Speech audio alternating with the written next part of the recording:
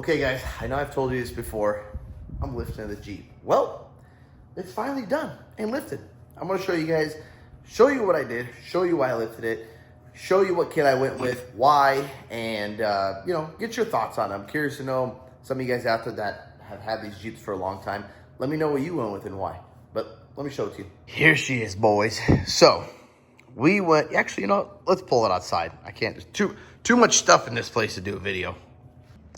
All right, here we go. This is better. So we went with a Teraflex. Dang it. CT3. That's what it is. I'm sorry. I forget. So I'm going to tell you something a little bit about Teraflex real quick in their kits. They have an ST3. Well, they have, I take it back. They got a lot of lift kits, but I was looking at 2.5, the 2.5s, and the 3.5s. And they have pretty much levels. So they have an ST, which is like their base level. They have a CT, which is the mid-level. And they have the RT, which is like your highest rock crawling, extremist, outdoor, something I don't really do. So I went with, bam, the CT3, which is 3.5. Now, the reason why I picked the CT over the ST they say is the most popular one. It's their most economical one. But I did not like how on the ST, it didn't come with control arms. It came with relocation, to relocate the control arms. But I like the CT3 because it came with actual all 8 control arms. So the 4 up front and the 4 in the rear. Now, the RT3 is like your extreme, your rock crawling. It's got different like bushings. And according to the guy at Teraflex, he told me if you're not rock crawling, if you're not really going to, really use this thing for rock crawling, he does not recommend it. And it makes a little noise, he said, over time. You hear the clicking and the clunking. That was the biggest thing for me, is I did not want zero noise. I hate it when people lift stuff. They go drive and then it's just squeaking and and knocking and clunking. I cannot stand that. So I told the guy at Teraflex, pretty much, I do not want anything that makes noise, please. So he was like, well, go with the CT.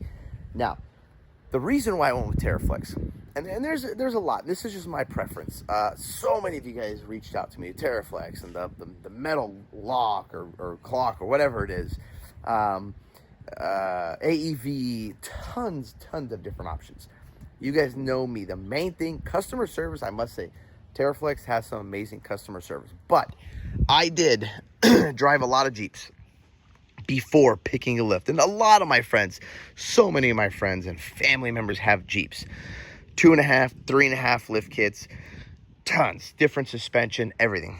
I actually found it on Instagram. I appreciate it. Nick or Nathan was his name. Let me drive his Teraflex. I gotta say, and it was amazing. He had these same shocks, these Falcon 3.3 shocks.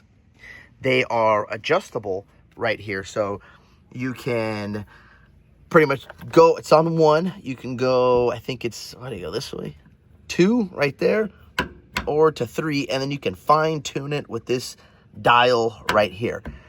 I put it here on 1, and when I tell you, man, how plush this thing rides, it is incredible. And that's what really got me. I'm not a big rock crawler. I'm not a big off-roader in this. This is, we'll go, maybe to the hard pack a little bit, cruise. We're not really off rock crawling. It's mainly to tow behind the RV that's in there. That's why I added these, because I needed something to tow behind the RV. And I just don't like stock. I like them a little lifted. Now, a lot of people also told me, do not go 3.5 if you're keeping 35s. I take it back. I am a fan of 37s, just not on these Jeeps. I don't think these Jeeps have enough power to run 37s without being re-geared. This is my opinion. I don't want to re-gear this thing. I don't want to spend a ton of time on this. But everybody said, no, you can't put it on 35s on a 3.5. It's not going to look good. I don't know. You guys tell me. I personally like the way it looks. Some people don't like it, but to me, it looks good. So I don't know. Let me know what you guys think. But Teraflex, it was just the smoothest ride for me, guys. So that's why I chose to go with Teraflex. Now, I know a lot of like these extreme rock crawler guys that are really, really getting into like really rocks. I've noticed a lot of them have that metal lock, or I forget the name, but that metal company with the gold on there.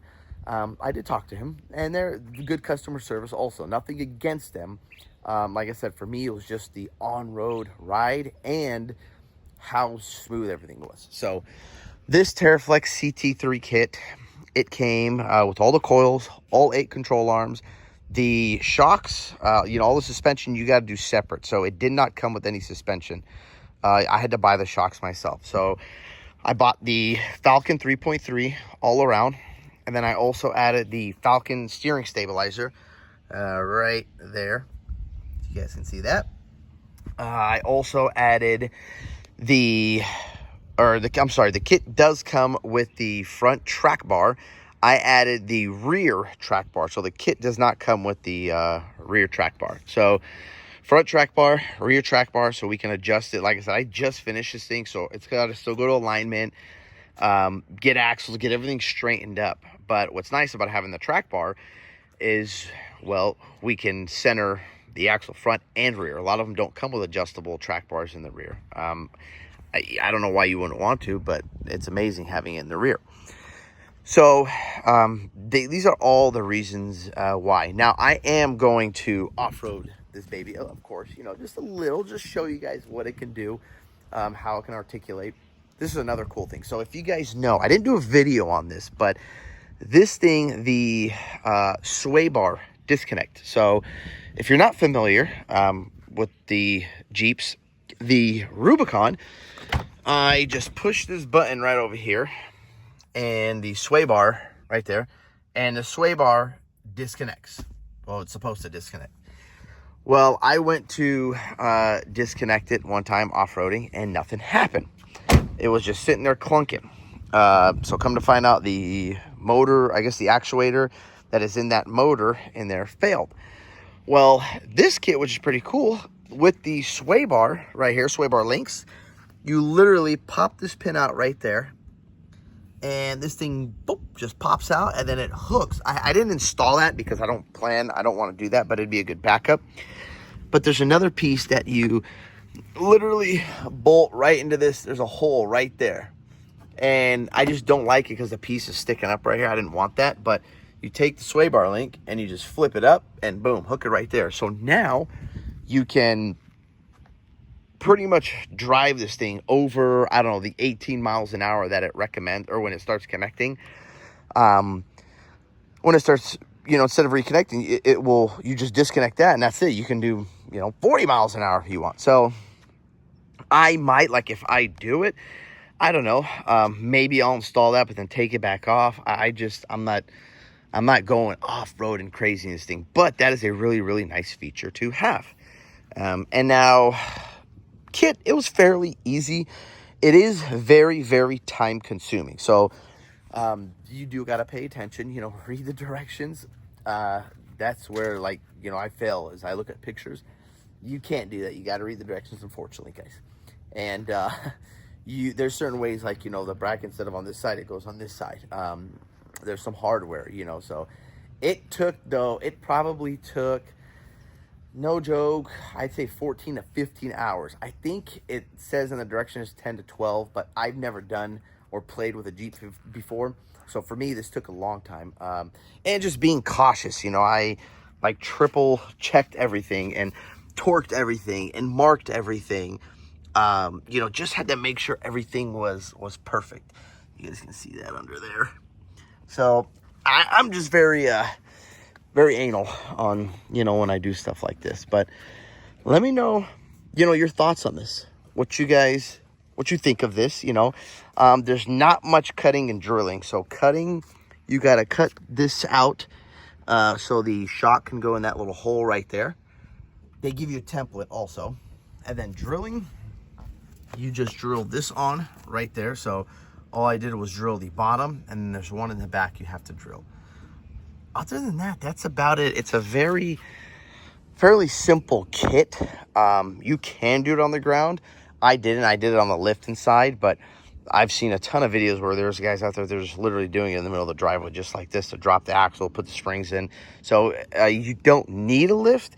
Is it going to be harder? Of course, but you know, you can still make it work. So let me know, guys. Let me know your thoughts on this.